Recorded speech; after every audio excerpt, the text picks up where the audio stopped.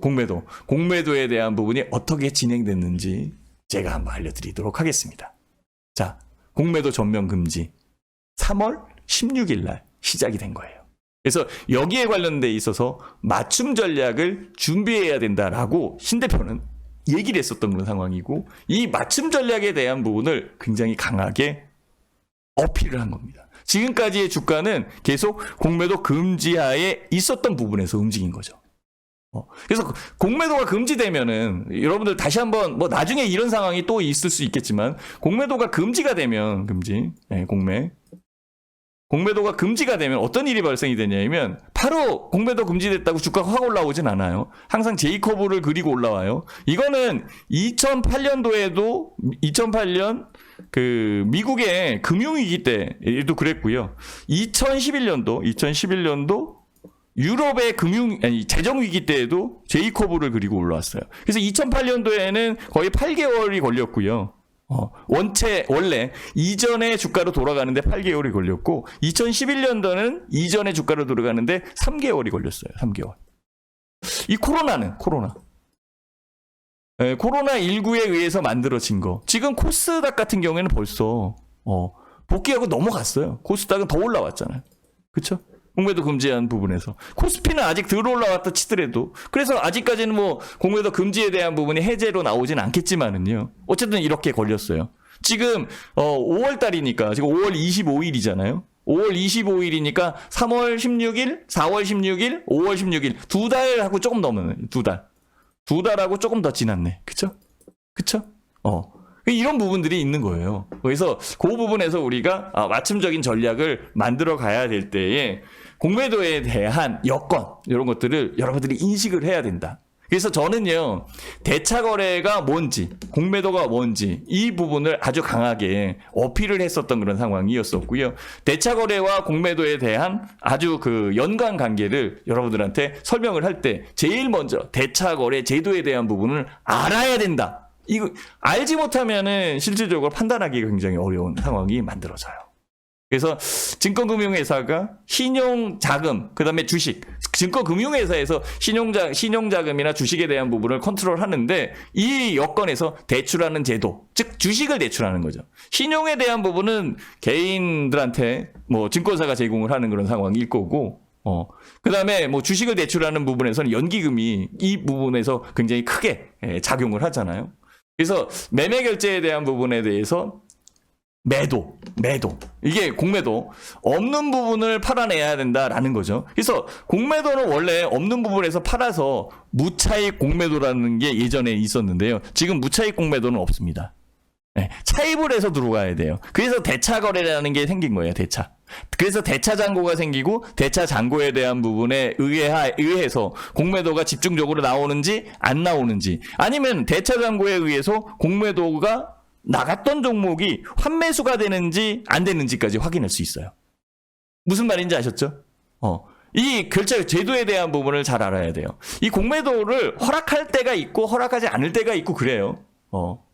어쨌든 그 공매도 제도에 대한 부분에서는 매도, 그쵸? 이거를 공매도라고 하고, 공매도를 하는 부분은 차익 거래. 주가가 하락할 수 있다라고 생각을 해서 미리 이 부분에서 팔고 다시 여기에서 매수를 하면 되는 그런 상황이니까, 이 차익을 노리는 차익 거래에 대한 부분도 있는 그런 상황이죠. 그쵸? 투기적 부분에 의해서 만들어진 것도 있고, 그쵸?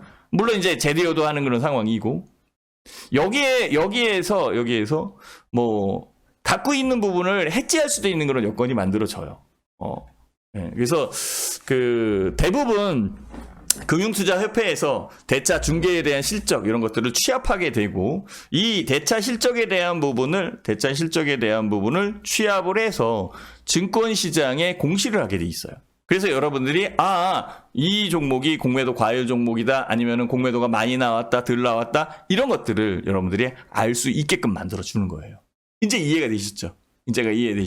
그 여건에서 좀 더 넘어가면은 실질적으로 안쪽에 들어왔을 때 이 공매도 제도에서 중요한 것은 아까도 얘기했죠? 소유하지 않은 주식을 팔 수 있다라는 거죠. 그거를 빌려와서 대차해서 파는 거죠. 옛날에는 무차입 공매도라는 게 있어서 문제가 있었던 그런 상황이었었어요. 그래서 2008년도에 무차입 공매도에 대한 부분은 없어졌던 상황이고 그때부터 없어졌던 상황이죠. 그래서 지금은 차입한 증권에 의해서 한해서만 공매도를 할 수 있는 그런 상황이고 공매도를 하는 이유는 뭐예요? 가격이 하락할 가능성이 있다. 하락에 대한 부분이 예상된다라고 생각을 할 때에 공매도를 하게 되는 거고, 그렇죠? 그래서 매도를 한 이후에 재매입, 그다음에 상환하는 부분이 대차 거래에 대한 잔고가 줄어드는 그런 부분이 되겠죠, 그죠? 아니면은 재매입한 다음에 다시 매도할 수도 있어요. 뭐 대차 상보에 대한 부분을 갚지 않고 내가 다시 공매도할 수도 있는 그런 상황이 만들어질 테니까. 그렇지만 지금은 어때요?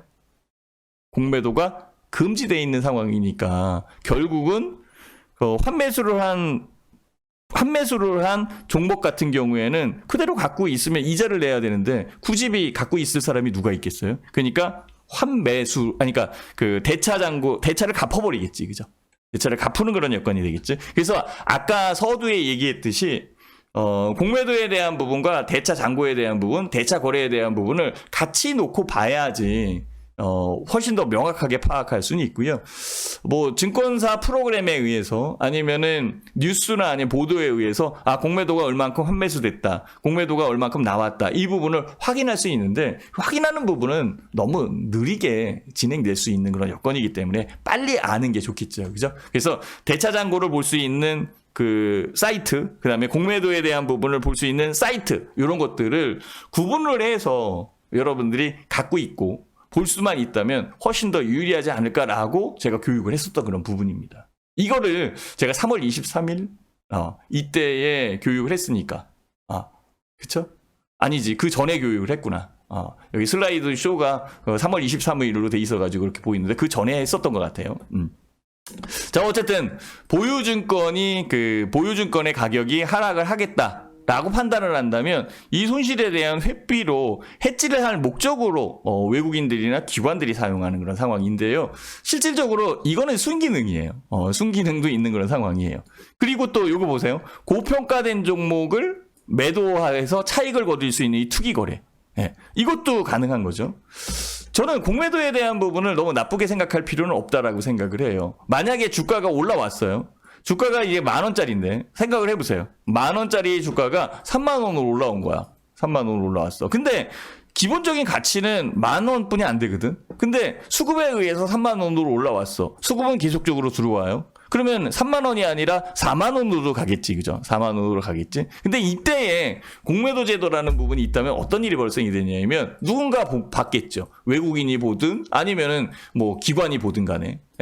이 종목이 원래 10,000원뿐이 안 되는데 30,000원까지 왔다? 그러면은 외국인이든 기관이든 차입을 해서 이 주식에 대한 부분을 차익해서 매도를 하면 되겠지, 그죠?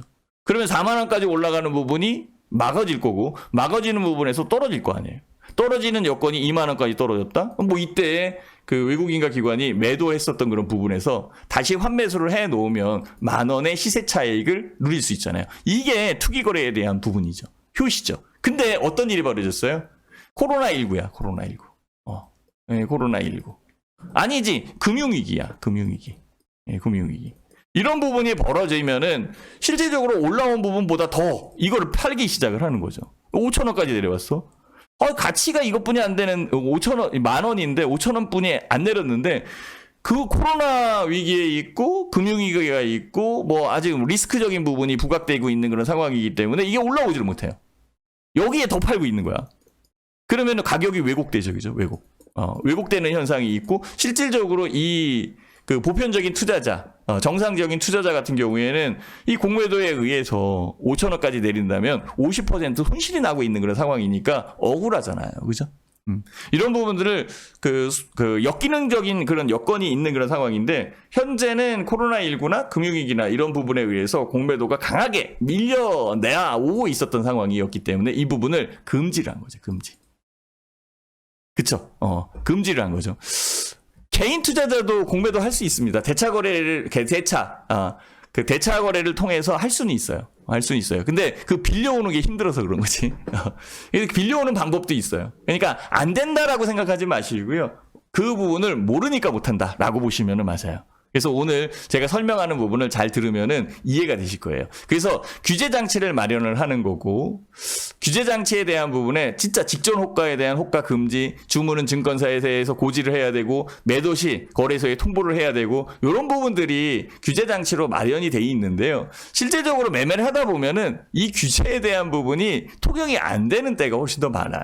그래서 오히려 불편해지는 그런 상황이 되고, 그렇죠? 불편해지는 상황이 되고, 이 불편 상황이 도를 넘어서면 주가 가격에 대한 왜곡 현상이 훨씬 더 큰 상황이 만들어지겠죠. 그래서 현재 상황은 코로나19 바이러스에 의해서 왜곡되는 그런 부분이 많았기 때문에 정부에서 언제까지 3월 16일서부터 9월 15일까지 공매도를 금지한다. 전면 금지한다. 그것도 뭐를? 공매도를 전면 금지한다라고 얘기를 했던 상황이고요. 정부의 이 부분에 의해서 어떤 일이 벌어졌냐면 지금은 주가가 반전을 해서 올라온 상황이고, 올라오는 이 여건에서 외국인과 기관의 경우에는 롱숏 전략을 해야 되는데, 그쵸? 롱숏 전략을 써야 되는데, 숏 전략에 대한 부분을 뺏어간 거야. 공매도에 대한 부분을 금지를 한 거니까. 그쵸? 그리고 개인 같은 경우에는 뭐가 있어요? 신용이 있잖아요, 신용. 신용은 2.5배까지 늘 수 있는 그런 상황이고. 그러니까 결국은 외국인과 기관들이 할 수 있는 부분은 뺏었고, 개인이 할 수 있는 부분은 놔줬단 말이에요. 지금 신용이, 올 초에 그러니까 코로나19 바이러스 전에 10조 5천억까지, 5천억 원, 이 정도 있었는데요. 주가가 코로나19로 내려오고, 공매도에 관련되어 있는 부분 계속적으로 연결이 되면서 6.4조, 여기까지 내려갔던 게 지금은 신용이 다시 10조까지 올라왔거든요. 그러니까 이 부분이죠. 그러니까 대등할 수 있는 그런 여건이 만들어진 거예요. 그렇게 대등해진 거죠. 그래서 오늘 시장도 마찬가지로 외국인이 혼자 끌어서 된다? 기관이 혼자 끌어서 된다? 이게 아니에요.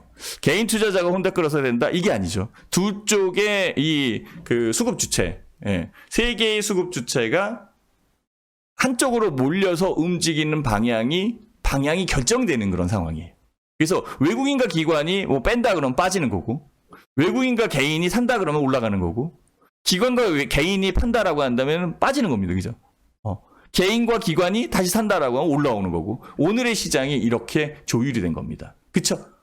자, 그러면 현재의 시장 같은 경우에는 아직까지 공매도 금지의 영향권에 있다라고 볼 수 있는 그런 상황이고요. 유럽 같은 경우에는 지금 공매도 금지가 해제되고 있어요.